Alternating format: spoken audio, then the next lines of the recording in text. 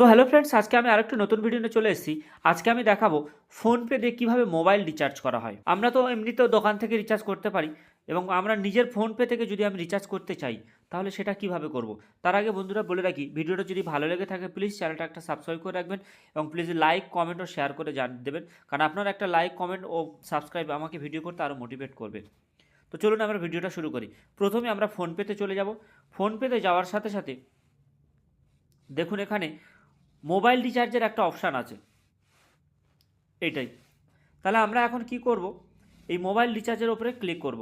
করার পরে দেখুন এখানে কিছু নাম্বার আসছে। আমাদের করতে হবে কি, এই যে সার্চ বাই নাম্বার বা অর নেম, এখানে এই অপশানের ওখানে গিয়ে নাম্বার মারতে হবে। এখানে গিয়ে আমি কোনো একটা নম্বর মারি, আমি যে কোনো একটা নাম্বার মারলাম। মারার পরে এই নাম্বারে ক্লিক করলাম। করার পরে আমার এখানে সমস্ত যে ডাটা প্ল্যানগুলো, আমার পপুলারে কী রিচার্জ আছে, 5G আনলিমিটেডের জন্য কী আছে, ডাটা অ্যাড অন কী আছে, স্মার্টফোনের জন্য কী আছে, সমস্ত কিছু আমার এখানে দেখিয়ে দেবে। তাহলে আমার এখানে যেটা দরকার সেই রিচার্জটাই আমি করব। ধরুন আমি 350 টাকা 349 টাকাটা রিচার্জ করব। তাহলে আমি কী করব, 349-এর উপরে মারলাম।